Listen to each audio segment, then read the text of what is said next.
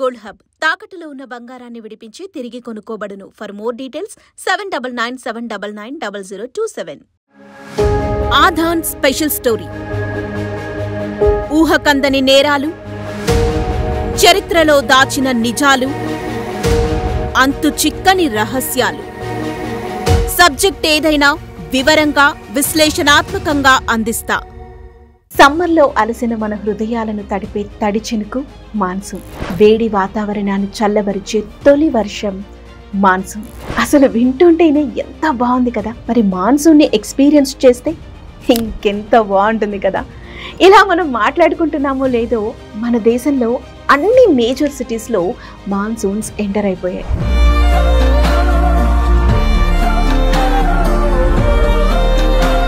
జనరల్గా అయితే జూన్లో వస్తాయి మాన్సూన్ రెయిన్స్, కానీ ఈసారి కొంచెం ఎర్లీగానే వచ్చాయి.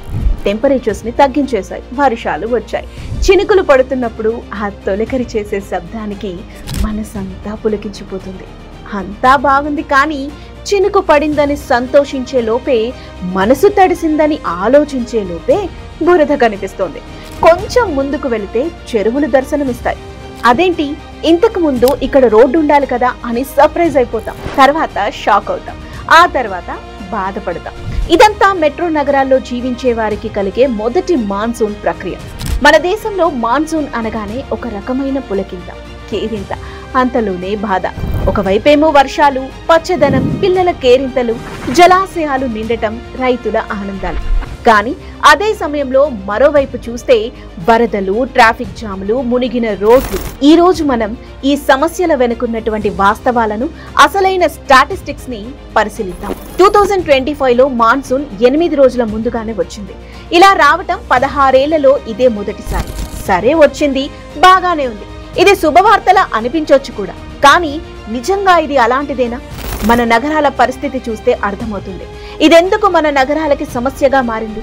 రండి, ఫ్యాక్ట్స్ తో ఈ విషయాన్ని అర్థం చేసుకుందాం. సాధారణంగా మాన్సూన్ జూన్ లో ప్రారంభమవుతుంది, కానీ ఈసారి మేలోనే కేరళను తాకింది. ఒక్క రోజులో మహారాష్ట్రకు చేరింది. కానీ వెంటనే మొదలైన వర్షాలు అనేక నగరాల్లో గందరగోళానికి దారితీశాయి. చెట్లు విరిగిపడటం, విద్యుత్ కోతలు, నీటిలో మునిగిన రోడ్లు, జామైన ట్రాఫిక్, ప్రజలు మోకాళ్ల లోతు నీళ్లలో నడవాల్సిన పరిస్థితి. ట్రాఫిక్ జామ్ అంటే మనకి అలవాటైనా కూడా మోకాళ్ల లోతు నీళ్లలో బండి నడపటం చాలా కష్టమే కదా. ముంబై, బెంగళూరు, ఢిల్లీ, హైదరాబాద్ వంటి పెద్ద నగరాలు వరదలతో అతలాకుతలమైపోయాయి.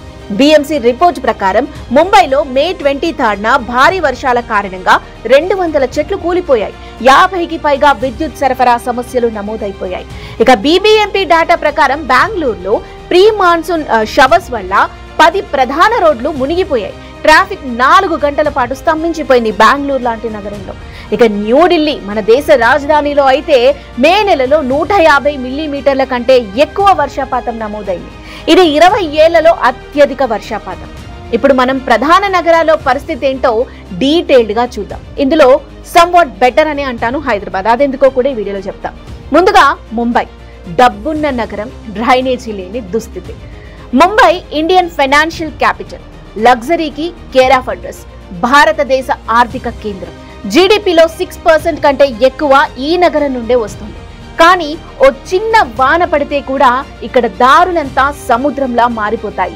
బీఎంసీ 2024 రిపోర్ట్ ప్రకారం ముంబైలో 4000 కిలోమీటర్ల డ్రైనేజీ నెట్వర్క్ ఉంది. కానీ 40% కంటే ఎక్కువగా కూడా పాతది, శిథిలమైపోయింది.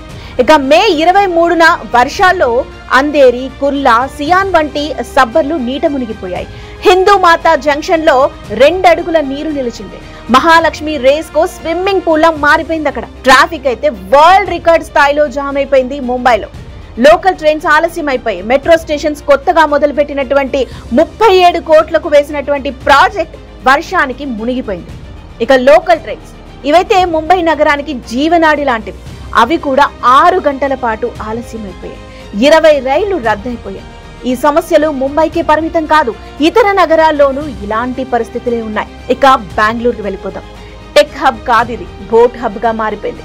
బెంగళూరు భారతదేశ ఐటీ రాజధాని. ఇక్కడ 1500 కంటే ఎక్కువ టెక్ కంపెనీలు, $85 బిలియన్ ఎక్స్పోర్ట్స్. కానీ వర్షం వస్తే రోడ్లు నదులుగా మారిపోతాయి. Bengaluru India silicon valley. పెద్ద పెద్ద ఐటీ పార్కులున్న రోడ్లు బీచ్లుగా మారిపోయాయి. బీబీఎంపీ రిపోర్ట్ ప్రకారం బెంగళూరులో 800 కిలోమీటర్ స్మార్ట్ వాటర్ డ్రైన్స్ ఉన్నాయి. కానీ 30% మాత్రమే అక్కడ సమర్థవంతంగా పనిచేస్తాయి. అంటే 70% పరిస్థితి ఏ విధంగా ఉందో అర్థం చేసుకోవచ్చు. Outer ring road, white field వంటి ప్రాంతాల్లో 3 అడుగుల నీరు నిలిచిపోయింది. 50 కంటే ఎక్కువ ఐటీ కంపెనీలు వర్క్ ఫ్రం హోమ్ ఆర్డర్స్ ని జారీ చేయాల్సిన పరిస్థితి వచ్చింది బెంగళూరులో. వాస్తవం ఏంటంటే కర్ణాటక ఎస్డీఆర్ఎఫ్ అధికారులు బోట్లను ఉపయోగించి మొన్న 200 మందిని రక్షించారు అక్కడ. ఇక ఢిల్లీ రాజధానిలోనే రక్షణ లేకుండా పోయింది. మన రాజధాని ఢిల్లీలో మే నెలలో అబ్నార్మల్ రెయిన్ఫాల్ నమోదైంది. 2 రోజుల్లో 12 మంది ప్రాణాలు కోల్పోయారు. అండర్ పాస్లు నీట మునిగిపోయాయి. ఎయిర్పోర్ట్ కూడా దెబ్బతిన్నది. ఇన్నాళ్లకు మళ్ళీ అదే పాత కథ. అండర్ పాస్లు మునిగిపోతాయి, వాహనాలు చిక్కుకుంటాయి.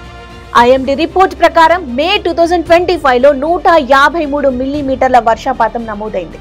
ఇది 20 ఏళ్లలో అత్యధిక వర్షపాతం. మెంటో రోడ్ అండర్ పాస్ లో 4 అడుగుల నీరు చేరింది. 10 వాహనాలు నీట మునిగిపోయాయి. గత 5 ఏళ్లలో వరదల కారణంగా ఇక్కడ ఎంతో మంది ప్రాణాలు కోల్పోయారు. ఢిల్లీ ఎయిర్పోర్ట్ టెర్మినల్ 1 రన్వేలో నీరు చేరటంతో 15 విమానాలు ఆలస్యమైపోయాయి. నష్టం వర్షం కన్నా చాలా పెద్దది. మాన్సూన్ వరదలు కేవలం అసౌకర్యం కాదు, ఆర్థిక వ్యవస్థపై తీవ్ర ప్రభావం చూపుతాయి. ఎస్బీఐ ఎకనామిక్ రిపోర్ట్ 2025 ప్రకారం ఉత్తర భారతదేశంలో మాత్రమే 10,000 కోట్లకి పైగా నష్టం వాటిల్లింది. ఒక్క వానకే $1 బిలియన్ డ్యామేజ్. అంటే ఇక అభివృద్ధి పరిస్థితి ఏంటి? ఇలా ఉంటే ఎలాంటి పెట్టుబడులు వస్తాయి? ఎవరు బిజినెస్ చేయాలనుకుంటారు? ఇక ఇందులో చెన్నై అండ్ హైదరాబాద్ ఏమీ అతీతం కాదు. వర్షాకాలం వచ్చింది అంటే చెన్నై ఖచ్చితంగా వరదల్లో చిక్కుకుపోతుంది. అక్కడ వాళ్ళ పరిస్థితి చాలా దారుణంగా ఉంటుంది. హైదరాబాద్ కూడా ఆల్మోస్ట్ అంతే. కానీ రేవంత్ రెడ్డి పుణ్యమా అని హైడ్రా రావటం వల్ల కొంచెం హైదరాబాద్ బెటర్ అయింది. ఇది ఖచ్చితంగా హైదరాబాద్ ప్రజలు కామెంట్ చేసి చెప్పండి. హైడ్రా వచ్చిన తర్వాత ముఖ్యంగా వర్షాలు గత 2-3 రోజుల నుంచి చాలా తీవ్రంగా పడుతున్నాయి కదా, మరి పరిస్థితి ఏ విధంగా ఉంది? ఏమైనా మార్పు ఉందా? డెఫినెట్ గా మీ ఒపీనియన్ కామెంట్ చేయండి. నేనేమైనా పొరపాటు పడుతుంటే మీ ఒపీనియన్స్ ద్వారా, మీ కామెంట్స్ ద్వారా అసలు నిజాలేంటో నేను కూడా తెలుసుకునే ప్రయత్నం చేస్తాను. బట్ నాకు అందిన సమాచారం ప్రకారం హైదరాబాద్ లో చాలా చాలా బెటర్ హైడ్రా తర్వాత. ఇక ముంబైలో చూస్తే ఒక రోజు ట్రాఫిక్ జామ్ వల్ల 100 కోట్ల రూపాయల ఉత్పాదక నష్టం వాటిల్లింది. తెలుసా మీకు? బెంగళూరులో ఐటీ సెక్టర్ రోజువారీ నష్టం 50 కోట్ల రూపాయలు. వికసిత్ భారత్ లక్ష్యంతో ముందుకు సాగుతున్న మనకు ఈ సమస్యలు అడ్డంకిగా ఉండకూడదు. అసలు ప్రపంచంలో 4వ అతి పెద్ద ఆర్థిక వ్యవస్థగా ఉన్న భారతదేశం విదేశీ పెట్టుబడులను ఆకర్షించాలి, ప్రతిభను నిలుపుకోవాలి. కానీ కొన్ని రోజుల వర్షంతో నగరాలు స్తంభించటం నాట్ యాక్సెప్టబుల్. మరి మనమేం చేయాలి? పౌరులుగా మెరుగైన డ్రైనేజీ, పట్టణ ప్రణాళిక కోసం ఒత్తిడి చేయాలి రాజకీయ నాయకులపై, అధికారులపై. అధికారులు స్మార్ట్ సిటీ ప్రాజెక్టులలో డ్రైనేజీ మోడర్నైజేషన్ కి ప్రాధాన్యత ఇవ్వాలి. 2025-26 యూనియన్ బడ్జెట్ లో స్మార్ట్ వాటర్ డ్రైన్స్ కోసం 5,000 కోట్ల రూపాయలు కేటాయించారు. ఈ నిధులు సరిగ్గా ఉపయోగపడాలి. వర్షం పడ్డా నగరం స్తంభించకూడదు. మనకి మెరుగైన ఇన్ఫ్రాస్ట్రక్చర్ అవసరం. పాలసీ మేకర్లు నిజాయితీతో పనిచేయాలి. మరి మీ సిటీస్ లో ప్రస్తుత మాన్సూన్ వల్ల కలిగే నష్టాలేంటి? మీ సిటీస్ లో పరిస్థితులు ఏ విధంగా ఉన్నాయి? అక్కడ అధికారులు ఏ విధంగా యాక్షన్ తీసుకుంటున్నారు? డెఫినెట్ గా మీ సిటీస్ పరిస్థితి ఏంటో మాకు కామెంట్ రూపంలో తెలియజేయండి. Thank you.